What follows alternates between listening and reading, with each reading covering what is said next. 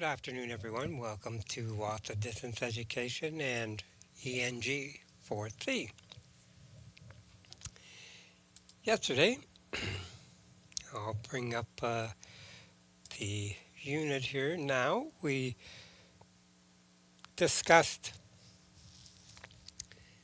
key question number 29, brainstorming. And so we went through uh, the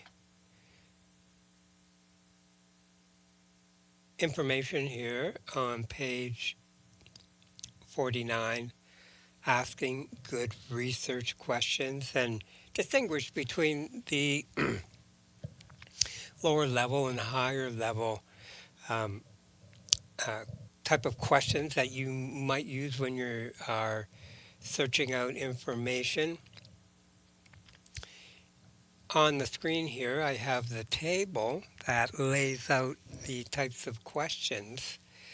So at first, you may just be out searching for knowledge-based questions or you may be asking knowledge-based questions because you might not know that much about one of the systemic social issues that are addressed in the novel that you're reading. So, knowledge based questions are often identifying or recalling information. And so, this is one way we get to learn about that specific topic that we want to cover, that we want to research for our essay. And they do call these lower order questions. That doesn't mean that they're least or not as important. It's just that it requires uh, less cognitive skills. There's less going on when you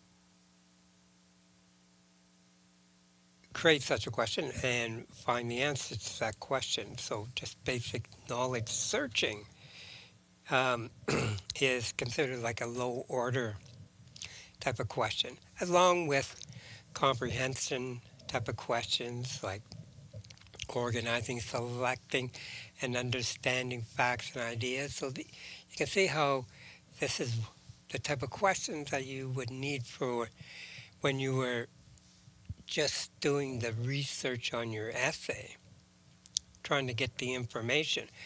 Application, also considered a lower order question. Applying known facts, rules, and principles to new situations. Well, that's actually, to me, that's getting a little more of an advanced type of question.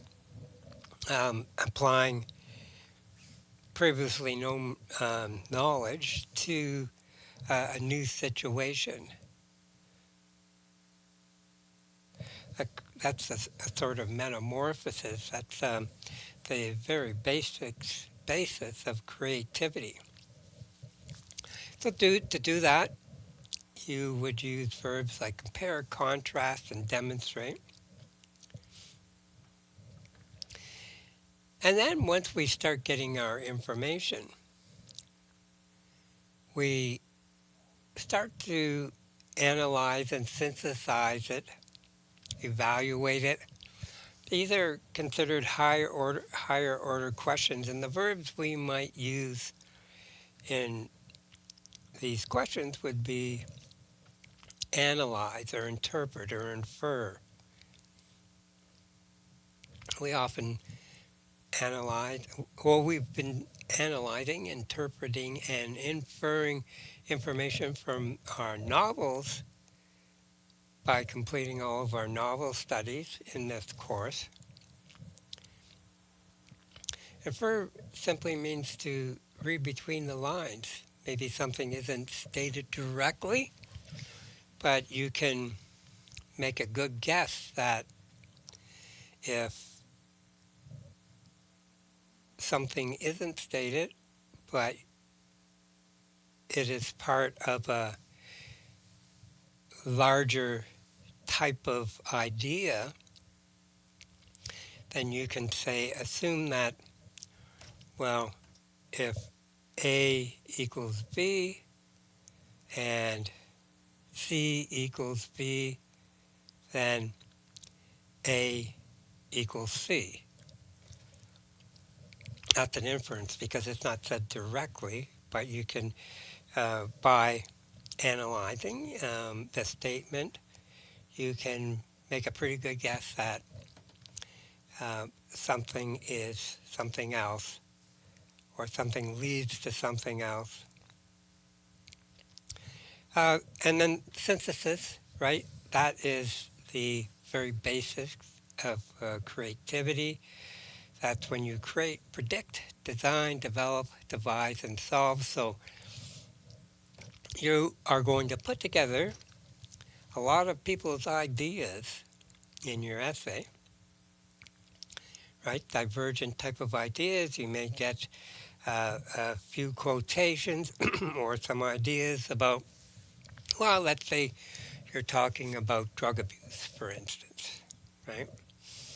And you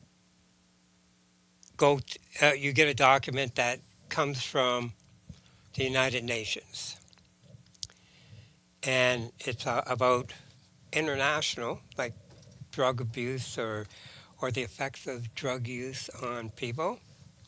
They've done a big research project on it.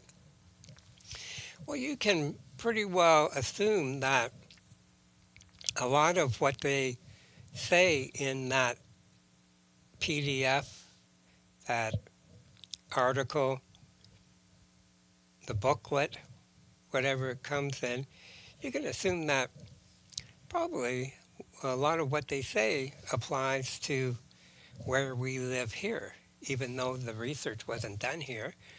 But generally across the board, people in different countries, different places, um, they experience the same kind of issues. So that's called synthesis, right? You are interpreting the information, you are making an inference, and then you are able to predict that, wow, it, what they're saying does apply to our area as well. Now, sometimes there's differences, right? So people in Toronto experience life a lot different than we do here in Sioux Lookout. We're a small little town. All the communities up north are small places. We don't have subways. There's a lot of things that we don't have that they have there. So there is those distinctions, and you are able to recognize those and evolve, and your essay will evolve with that kind of information.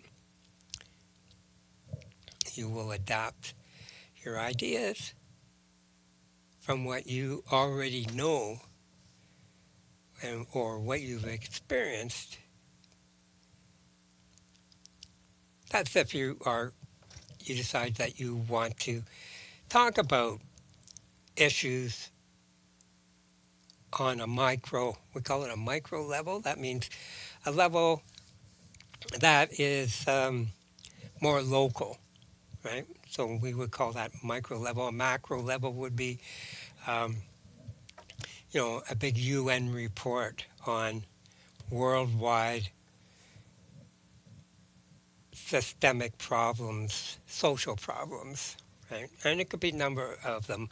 We'll look at some of the examples of questions that you might want to, or um, that you decide to use. Where are they here now? Um, mhm. Oh, okay. All right. So these are some of the types of questions that you might use. This one here is on the topic of suicide, for instance, and suicide is brought up in a number of our books, right? Um, how can suicide be prevented? There's a topic there that could be fit into, part D of your essay after you explain maybe percentages and populations that are affected by suicide. Um, and then near the end of your report, you can uh, uh, include preventions. The causes of teen suicide. What are the causes of teen suicide? And then, once again, there's a lot of information out there on that. I'm going to show you in a bit how to ferret out PDFs. PDFs are usually a really good source of information because they are often published by organizations that and they're kind of hidden, from our normal searches. When we do a Google search, we might not pick up on these PDFs, but I'll show you in a bit how to easily find good PDFs. Now, when you go to college or university, you'll be able to have access to a whole nother level, a whole nother depth of research articles done by universities often or government, and they aren't really available to the normal computer user. Like they won't come up on your Google searches. You have to get a special account at the university or college you belong to, but we'll talk more about that later. Um, should this one is about terminally ill patients and suicide. Um, uh, that's an issue that a lot of people are very interested in. I don't think it's actually brought up in the book or any of the novels that we have. Um, Here's an interesting question. Is suicide an individual right? Hmm. That's a touchy subject there. Here's one on racism. Topics on racism. Assimilation, ability, and the historical versus modern racism. Immigrant groups such as Irish and Italian were historically discriminated against and are accepted today. Groups without a white appearance, however, still face discrimination. So a number of these racism ones are about immigrants. They receive a whole um, um, huge amount of racism. One of our books there is about the racism against the Japanese during World War II, and the racism between Chinese and Japanese immigrants. What are the differences and similarities between racism in Canada and in the rest of the world? Wow, there'd be a lot of information that you can dig up and compare Canada to the rest of the world. Different forms of racism and their varying impacts. Racism as a public health crisis, or the trauma of racism causing mental health issues. Wow. Those are just a place to start. But by reading through them, they may give you ideas on how you want to approach your essay. And then finally, we just have a few questions on the topic of drug abuse. What drugs are abused and who abuses drugs? What causes people to abuse drugs? How do drug abusers' actions affect themselves, their families, and their communities?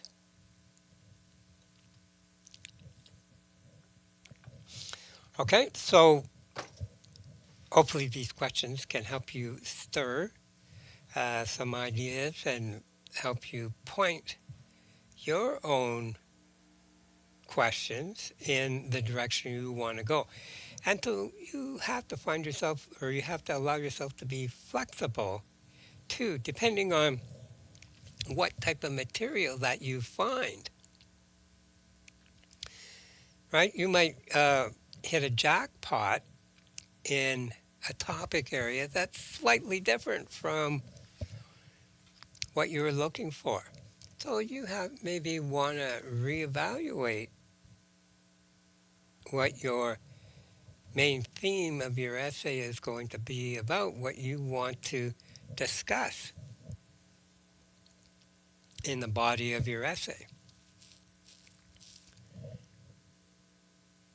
So you have to learn to be flexible with these things when you're writing an essay. It's what we call an organic thing. It's changing, it's evolving as you dig down deeper and deeper into the issues. So, all right, so there's some, hopefully that can help you get started. Remember the order of these questions, the lower order questions and the higher order questions. You'll start off by getting information with the lower order questions, understanding the topic, but then you'll want to start using high order questions to put together and analyze and then predict and evaluate your information.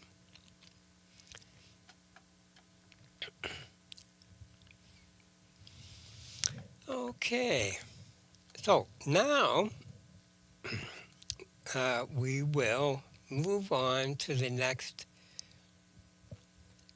key question. Oh, the key question from yesterday, though, we will quickly review this, and I kind of skipped over it there. It's on page 51. Complete the following assignment and submit your work using a cue chart as a tool to help you develop at least 10 research questions that you may want to explore. Try to create a variety of different types of questions from the different quadrants of the cue chart so that you can consider questions from different angles. Submit it to me for your feedback.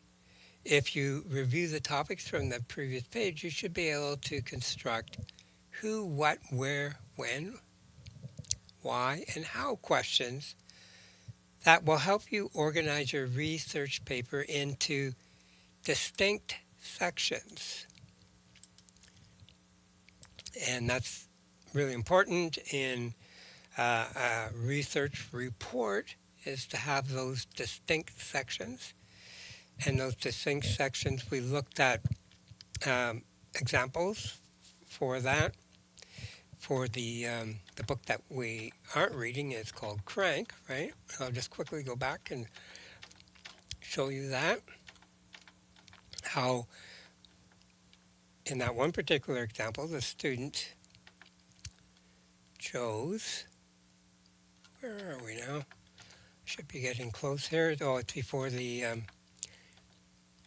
images. Right, here. So summary, right? So all the reports will have summaries.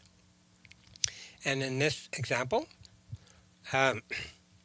the student has chosen to start off, and you should be doing this as well with your novel, portray that social issue and how it embodies itself in the novel that you read. So in this particular novel, crystal meth use in the book called Crank. Evaluate how realistic it is based on the research that you have done. And then for the next sections, right, in our example here, the author goes on to describe what crystal meth is, Most people don't know what it is. So there's probably lots of information on um, what it what it's composed of and how people make it and um, things like that. And then we have the symptoms and warning signs, and then how to get help. So this is broken down very nicely.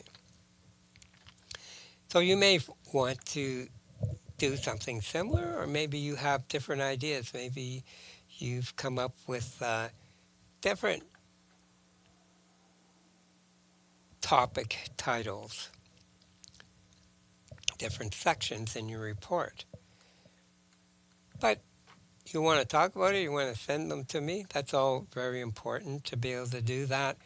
So I can have a look at it for you, or you can show it to anybody else you want who might be interested in what you're writing. Okay, I'm skimming back down. So that was what we left you with yesterday. Research questions, you need 10 of them. Now, today we have key question 31, a novel analysis reflecting on teams, theme, theme. So, in a novel analysis post of approximately 500 words, respond to the following prompt. Now, focus in on this paragraph right here. Now that you have finished your novel, reflect on the way the novel ended. Was it satisfying to you? Why or why not? Did you leave any issues unresolved? Or did it leave any issues unresolved? How would you have changed the ending? These are all pretty high level questions to think about, right? Because you're making inferences here.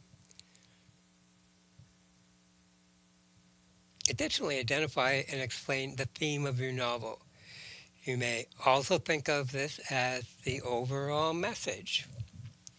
This is not the same thing as the topic of the novel. For example, love may be a focus in your novel, but the theme might be something like love, if taken to extremes, can have negative effects rather than positive consequences. What idea or ideas do you think the author was trying to explore in this novel? State the theme in a complete sentence and find at least 3 specific examples that show how the theme develops in your novel. In other words, find places in the novel where the theme appears. What new information does the author include? Include page numbers and references, of course, in the APA style.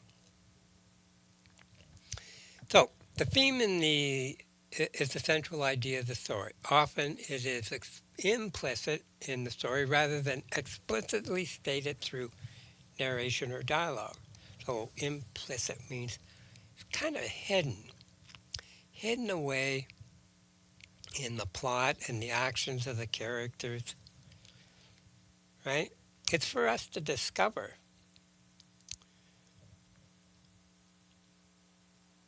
We often become lazy thinking about theme and often talk of topics instead of themes. So, love is a topic. Love is essential for all human beings is a theme. Self-identity is a topic. People must understand the influence of the past in order to achieve self-identity. This is a theme. A theme is a meaningful statement or insight and is expressed as a full sentence. It is not necessarily a moral, lesson, or thesis, though it might be helpful to think of it this way. Here are some examples of subjects or topics and themes. Love and heartbreak is a subject. Here's a theme that represents that subject. Love conquers all, but some people lose. All right, so there could be very many different themes about love and heartbreak. But every novel is unique in its theme. Life and death. We don't know what comes after, so live life to the fullest. Good and evil. If you are good to other people, good things will happen to you. War and peace. We can condemn war while loving those who fight them. Coming of age.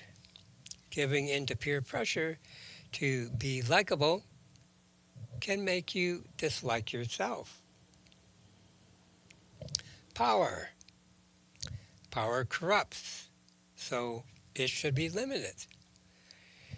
Individual and society. Society is only as good as how it treats its minorities.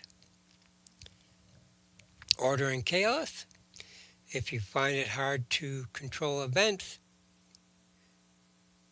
you'll end up losing all control. Okay, so there's some examples of the difference between subject or topic and theme. So, as you finish the book, it's a good time to really think, what is it? What is the theme in your book? Like a number of the books, their topic, there's a topic of suicide in several of the books. So, what's the book saying about suicide? That's what we're trying to get at here. Now, there can also be a number of themes in a novel. So, depending on what your nature is, and you may pick up on a theme, it may stick out at you more than it may, if I'm reading it, stick out at me. I might pick up on another theme. That's the wonderful thing about fiction novels, right? Sometimes people pick up on themes that even the author couldn't see. But you want to discuss this more fully, then we can talk about it. The important thing is to start thinking about now what is the actual theme you're looking for, and how do you find the examples for it? Right. So remember, you have to give 3 examples of when the theme or when you encounter the theme in the story. Okay, now I have a little slideshow on theme. Let's go to that. Where'd you go?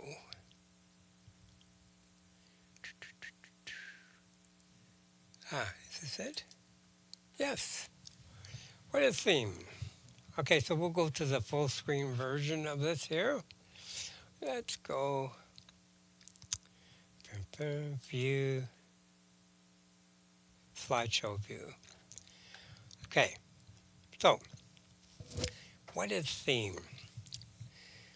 A theme is a universal idea, lesson, or message explored in a work of literature. Themes express broader truths about human experience. So the example here is The Grapes of Wrath. Now, why did we put Grapes of Wrath in there? It's such a famous book and well-read book. Highly recommend it. It's written by a very famous author named Steinbeck. I think that's it, Steinbeck. I hope I didn't get that wrong. Its theme is the inhumanity of capitalism. So this book was written a long time ago. It was written during the Great Depression. And, well, it showed the effects of how people were forced to leave their homes and they'd have to ride on the in box cars on trains, risk being caught and beaten by the railway police, and then they'd have to live in camps and uh, you know beg for food. It was a rough time for a lot of people. A lot of people had lost their jobs, lost everything they had. But people often there was people who still did very well, right? The rich people did okay. They didn't have to worry so much, and they still owned everything. And so it became very inhumane because the rich got richer and the poorer got poorer. And also, there's another um, example, a completely different theme message was the importance of family and friendship. Okay, so two broad based themes out of the same story.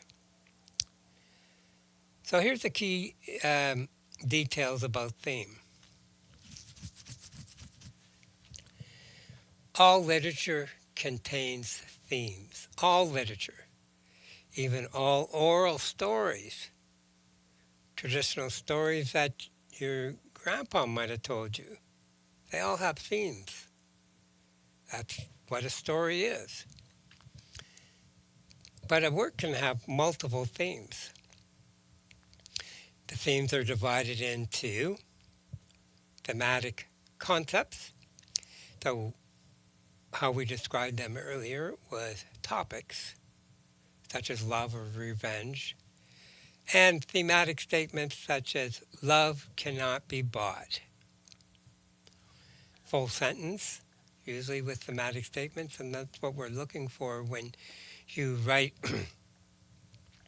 your literary discussion.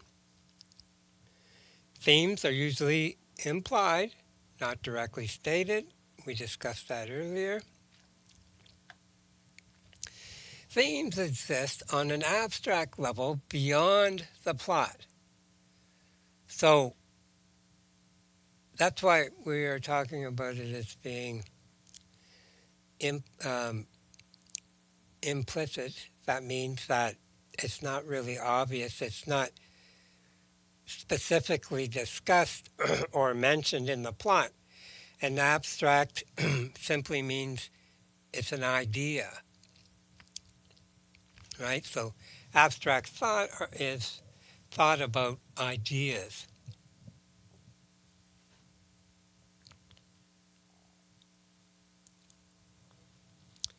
Writers may or may not be aware of the themes when writing, and this is so true. Um, they are writing a story, maybe they have a theme in mind, but there are but what happens is a number of other themes start to develop as well. And they have to be flexible enough. They may recognize them or they may not. Each reader may interpret themes differently. This is very important. This makes a novel very personal. How do we find themes? Well, we use symbols, motifs, and patterns. That's repetition of ideas, patterns in the novel, symbols and motifs.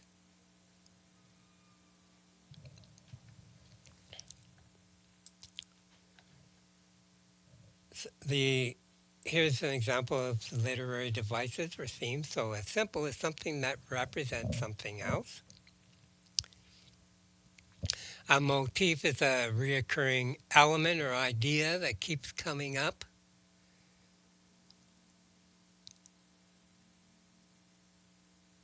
Here's one that is hard to pronounce. A Liedwood still. Good old German name. I guess it looks German. Repeated phrases or words emphasizing themes. Here's an example of a theme in Romeo and Juliet. The dark versus light motif explores a contradiction of love. Two polar opposites create contradictions.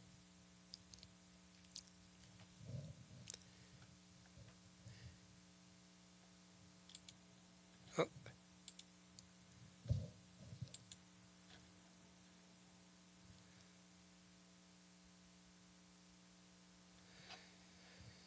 okay, so once again, we are reiterating the thematic concepts versus statements. So that is the topics versus thematic statements. Love is our thematic concept or the basic topic that we want to include in our story. Here's the theme that we might end up using: love cannot be bought. Revenge. Revenge doesn't solve problems. Forgiveness is part of adulthood.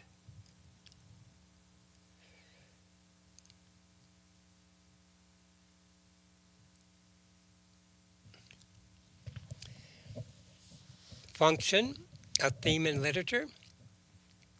Themes convey the deeper meaning of a work. They are part of why we read literature.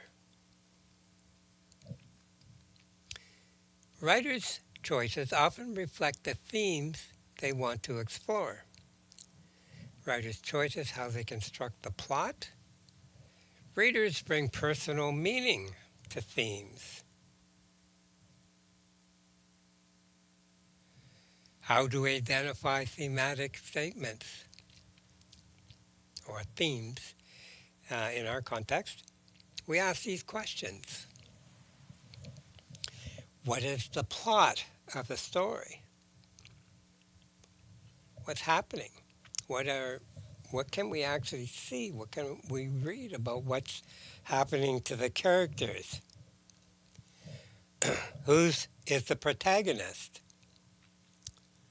Who's the good guy in the story? How do they change in the story? What symbols and motifs are prominent?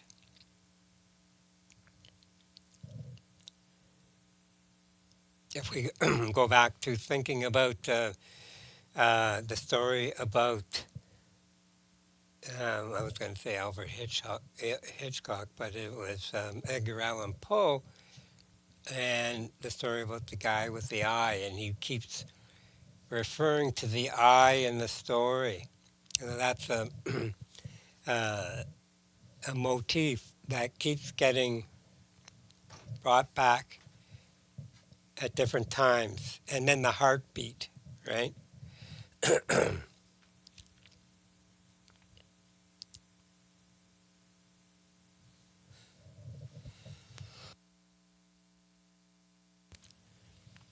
How do we identify thematic statements? These help develop a meaningful interpretation of a theme's work. What is the plot? Who is the protagonist? And what symbols and motifs are prominent?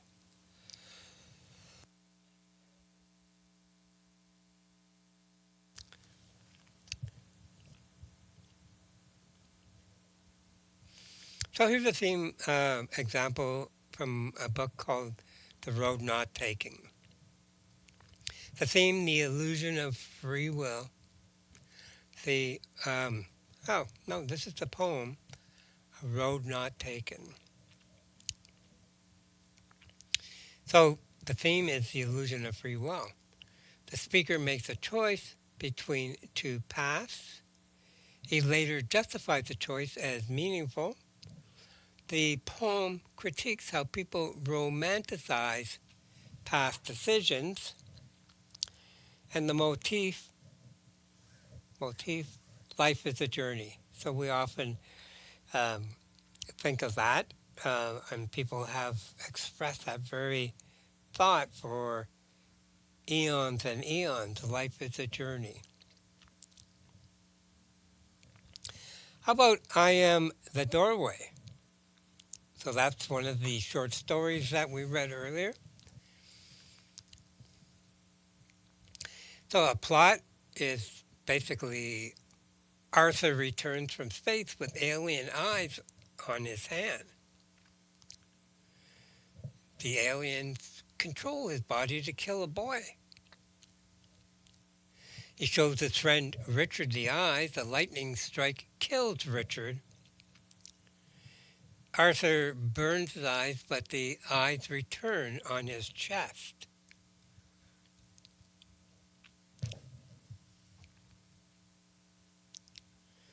Who are the main characters?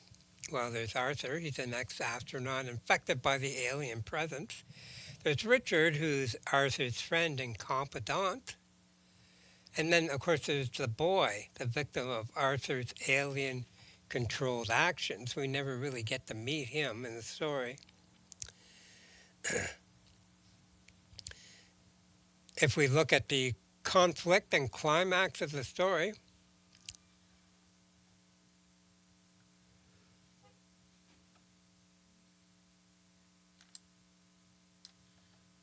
Arthur battles for control of his own body. Right? He's fighting it, but he's not being successful. These aliens are taking control of him. The climax is when the lightning strikes Richard after Arthur shows him the alien eyes.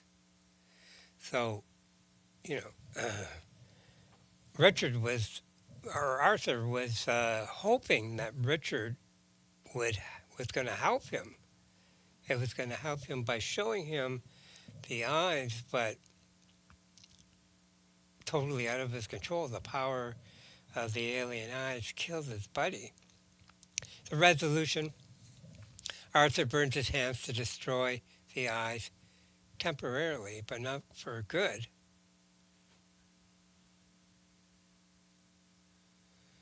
What are some of the themes that we can get out of this? Take action before it's too late. Could he have prevented all of this from happening if he would have taken action earlier? He seemed to delay things so that he could show Richard. Some, some things are better kept secret. Well, obviously for Richard, if he hadn't seen the eyes, he might still be alive to help his friend. Always take caution. Okay, so those are three possible things, and you may even get better ones out of the story yourself.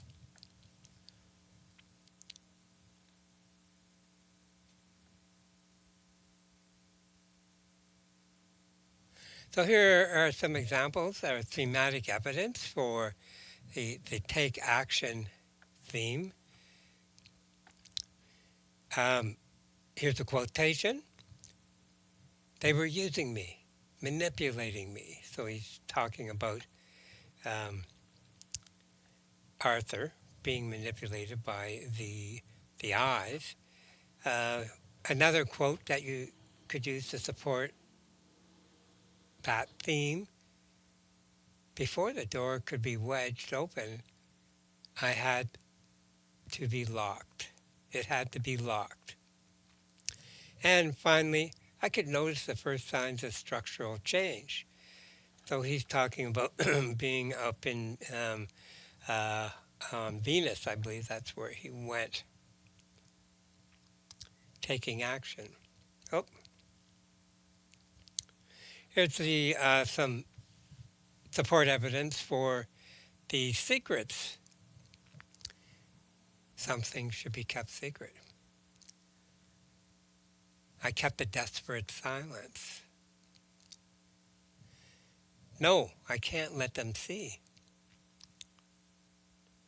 Or her name was a forbidden topic. And here's some examples for caution.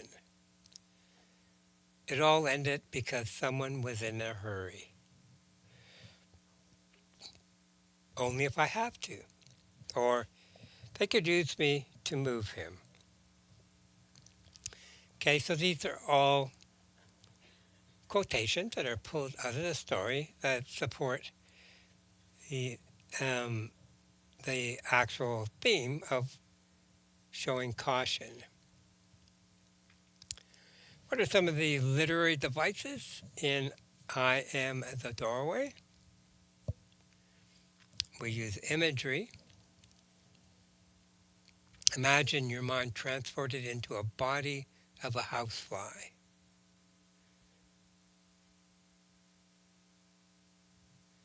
Or the storm cast marching shadows. Or red in tiny perfect circlets. Or how about symbolism? We have the doorway, a portal showing pain and helplessness. Electricity is life's flow and struggle. Or itching, alien influence and loss of control. Protagonist versus antagonist. The protagonist, of course, is Arthur. Fights to maintain control and stop the alien presence. And the antagonist, of course, is the eyes, representing alien control and loss of agency. Conclusion. Theme is essential in understanding literature. Use plot character symbols and motifs to identify themes. I Am the Doorway explores control, secrecy, and consequences of inaction through powerful symbolism and narrative structure. Okay, so that is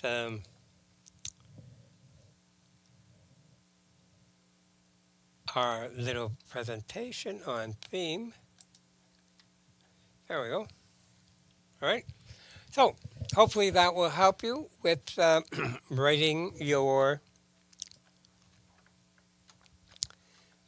novel analysis reflecting on theme. Once again, it's on page 51. If you want to discuss the theme that you come up with out of your novel, contact me through, well, our regular and best channels, of course, our Facebook or by email, however you choose. But generally, I can connect through those very quickly to get back to you. And think about it. Think about the theme. Think about different themes for in your novel. And then you can decide which one that really jumps out at you, that impressed you the most. Okay? Anyway, thanks for listening in. I hope you enjoyed our discussion on theme and our reflections on different questions you can use for the previous key question, brainstorming key question 29. So today we assign key question 30. We'll be back on air again tomorrow.